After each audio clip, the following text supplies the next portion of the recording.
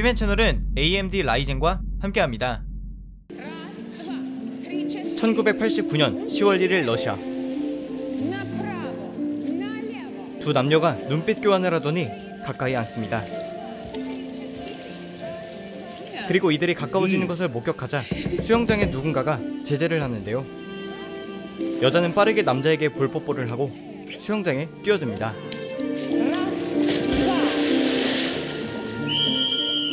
그런데 여자가 뛰어든 수영장 위로 피가 점점 퍼지기 시작합니다.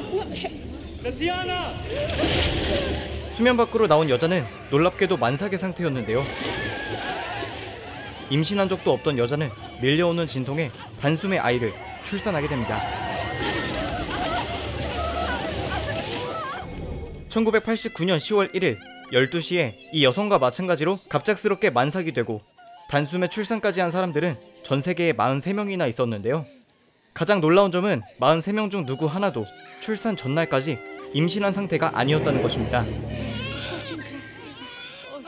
이러한 소식이 퍼지기 시작하자 레지널드 하그리브스라는 괴짜 부자가 나타나 이 아이들을 출산한 여성들에게 돈을 주고 아이들을 사는데요. 그는 이렇게 모은 7명의 아이들을 슈퍼히어로 남매 집단으로 만들어버립니다. 놀라운 탄생 배경처럼 이들은 굉장한 힘을 갖고 있었는데요. 첫째는 달에서 4년 동안 혼자 살았던 거구의 괴력 능력자 루소. 둘째는 물건이 날아가는 궤적을 바꿀 수 있고 초인적인 숨참기 능력이 있는 디에고. 셋째는 슈퍼스타이자 거짓말로 현실을 조작할 수 있는 앨리슨.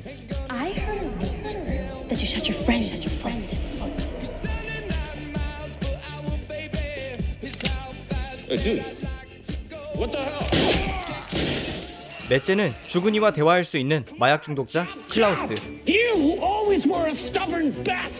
다섯째는 시간과 공간을 넘나들 수 있는 능력을 갖고 있는 다섯째.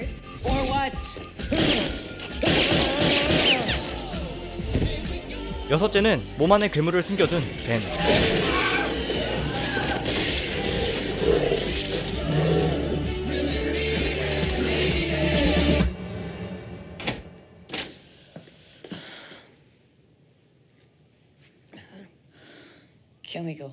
그리고 아무 능력도 없는 것처럼 비밀스럽게 행동하는 7째 바냐까지.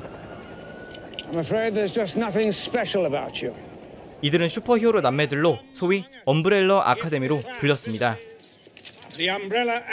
그리고 시간이 지나 오늘날, 한때 유명했던 엄브렐러 아카데미는 대중들에게 잊혀진 것처럼 보였는데요. 그도 그럴 것이 이들은 양아버지인 레지널드 하그스리브의 곁을 떠나 각자의 삶을 살아가고 있었고 원수처럼 지내는 이들도 있었습니다. 그런데 이들이 갑자기 모여야 되는 일이 생기게 되는데요. 바로 그들의 양아버지의 죽음이었습니다. Dad died. Remember? Oh, yes, of course.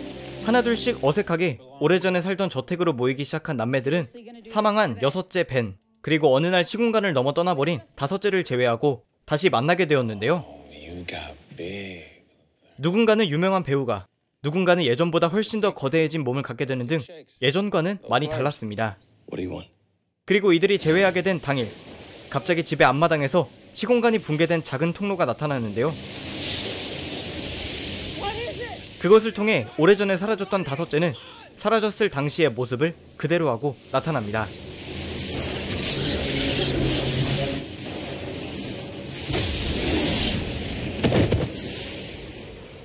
그는 자신이 다른 시공간을 돌며 무려 45년의 세월을 보내왔기 때문에 내면은 58세로 외면은 떠났을 때의 13세를 유지하고 있었는데요. You're 58? No, my consciousness is 58. 그에게는 현재도 이미 지나온 과거였기 때문에 양아버지의 죽음과 사인조차도 다 알고 있었습니다. Guess I missed the funeral. How'd you know about that? What part of the future do you not understand? 이렇게 오랜만에 모이게 된 7남매 중 유일하게 엄브렐러 아카데미에서 떠나지 않은 첫째는 형제들에게 아버지의 죽음이 심장마비가 아닌 타살일 수 있다는 가능성을 제시합니다. He thinks one of us killed Dad. 하지만 형제들은 첫째인 루서가 이들 중 누군가가 양아버지를 죽였다는 가능성을 암시했기 때문에 분노하게 되는데요. Great job, Luther. Way to lead. It's not what I'm saying. You're crazy, man. You're crazy. 결국 이들은 성인이 되고 다시 만난 첫 번째 자리에서 각자 갈 길을 찾아갑니다. That's not what I was saying. I didn't. 이들 중 다섯째가 향한 곳은 동네의 식당이었는데요.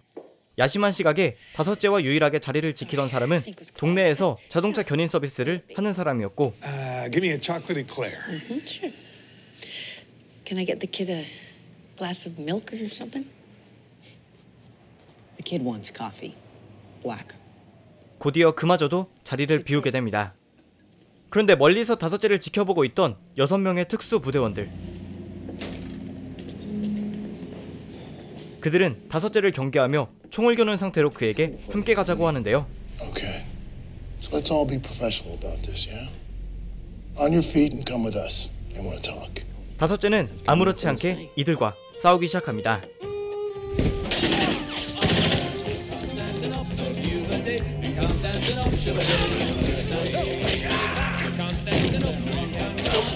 순식간에 이들을 처리한 다섯째는 자신의 팔 안에 추적기가 있다는 사실을 인지하고 빼내버리는데요. 그는 형제들 중 가장 믿음직스러운 7째 바냐를 찾아갑니다. You should have locks on your windows. 바냐와 마주 앉게 된 다섯째는 자신이 겪어온 미래에 대해서 이야기해주기 시작하는데요. When I jumped forward and got stuck in the future, do you know what I found? No. Nothing. 그가 방문한 미래는 자신을 제외한 모든 인류가 사라진 상황이었고, 유일하게 그 미래에서 알 수 있었던 것은 인류가 멸망한 날짜뿐이었습니다. I never figured out what killed the human race. I did find something else. The date it happens. 8일 뒤면 인류가 멸망을 앞두고 있는 상황에서 다른 형제들은 다들 나름의 고민을 하며 살아가고 있었는데요.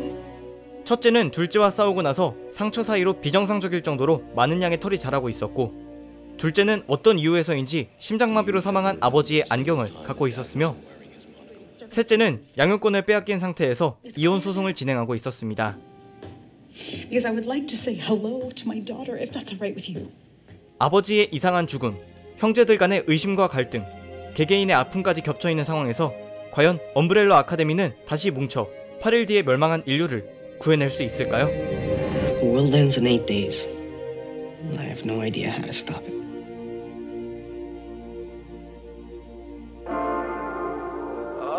엄브렐러 아카데미는 쉽게 말해서 정말 뻔하면서도 뻔하지 않은 슈퍼히어로 이야기라고 할 수 있겠습니다. 정확히는 마블의 엑스맨이 떠오르는 시리즈였는데요. 초능력을 갖고 있는 아이들이 힘을 사용하는 법을 배우고 세상과 마주하거나 피하거나 싸우거나 하는 과정 속에서 궁극적으로 세상을 구하게 된다는 플롯도 엑스맨과 유사하게 흘러갑니다. 코믹스를 원작으로 하고 있긴 하지만 국내에서는 2012년에 공식 번역본이 발매된 이후에도 크게 유명세를 타지는 못했는데요. 히어로 장르에 대해 이야기할 때 언급하지 않을 수 없는 마블 혹은 DC가 원작 코믹스를 참고해서 영화화를 진행하는 데 반해 엄브렐러 아카데미는 코믹스의 그것에 살을 붙여서 캐릭터들에게 더 깊고 넓은 배경들을 만들어주는 등 기존에 존재했던 설정들을 그대로 두되 강화하는 방향을 선택했습니다. 오늘 소개해드린 부분은 에피소드 중 1화에 관한 내용이었는데요. 새로운 능력을 갖고 있는 능력자들을 보는 것은 즐겁지만 전개하는 방식이 과거와 현재를 왔다갔다 하는 역순행적 구성인데다가 다뤄야 하는 주요 인물들도 첫 화부터 최소 7명 이상이고 말하는 집사 원숭이와 어딘가 고장난 것 같은 엄마까지 출연하니 꽤 높은 집중력을 요구했습니다. 다행스럽게도 2화부터는 전개가 빨라지고 1화에서 다소 난잡하게 뿌려놓은 떡밥들을 차근차근 회수해가기 때문에 무난한 정도의 재미를 갖고 볼 수 있었는데요. 몇 가지 문제점들을 꼽아보자면 우선 슈퍼히어로나 특수 능력자들이 나오는 장르 자체가 있습니다. 2008년에 아이언맨을 시작으로 급격하게 많아지기 시작한 슈퍼히어로 장르의 영화들은 아직까지는 황금기를 걷다고 할 수 있지만 이미 마블 시네마틱 유니버스 영화만 해도 20개, 올해만 3개가 더 개봉할 예정인 상황에서 이런 장르를 즐겨보시던 분들은 웬만큼 새로운 이야기 혹은 새로운 능력자가 나오지 않는 이상 전부 어디선가 본 것 같은 클리셰를 느낄 수밖에 없을 것 같습니다. 또 한 가지는 여러 개의 에피소드로 나눠져 있는 시리즈들이 대부분 갖고 있는 고질적인 문제인 질질 끄는 듯한 느낌이 존재한다는 것인데요. 극소수의 잘 만들어진 시즌제 드라마들을 볼 때를 제외하고는 늘 드는 느낌이기 때문에 크게 개의치 않을 수 있었지만 만약 그런 느낌을 싫어하시거나 짧게 1시간 반에서 2시간 정도만 보고 끝내는 한 편의 영화 같은 느낌을 원하신다면 패스하는 것이 좋다고 판단됩니다. 그리고 마지막으로 엄브렐러 아카데미와 직간접적으로 연관된 이야기인데요. 바로 배우 앨런 페이지에 관한 이슈입니다. 첫 번째는 앨런 페이지의 한결같은 표정과 말투로 인해 생긴 연기력 논란, 그리고 시사회에서 함께 참석한 동양인 배우를 제외하고 사진을 업로드한 사건인데요. 연기력 논란 부분에 대해서는 모든 에피소드를 시청한 후에 접한 이야기여서 솔직하게 그게 몰입을 방해할 정도는 아니었습니다. 그리고 동양인 배우를 잘라내고 사진을 업로드한 이유에 대해서는 앨런 페이지와 제작사가 해당 동양인 배우의 배역과 관련하여 스포일러가 될 수 있기 때문에 잘라냈다고 밝히며 나중에 따로 사진을 업로드했는데요. 이 점도 엄브렐러 아카데미를 처음부터 끝까지 시청하면 제작사가 내놓은 해명이 조금은 납득이 가지만 아무리 그래도 에피소드의 한 장면도 아니고 그냥 배우의 시사회 사진인데도 굳이 잘라야 했을까 하는 아쉬움은 존재하는 것 같습니다. 요약하자면 볼만한 정도의 10개의 에피소드를 갖고 있는 드라마이며 슈퍼히어로 장르의 팬이라면 즐거우면서도 동시에 지루할 수도 있다는 신기한 경험을 주는 이야기입니다. 기회가 되신다면 시청해보시기 바라며 지금까지 삐맨이었습니다.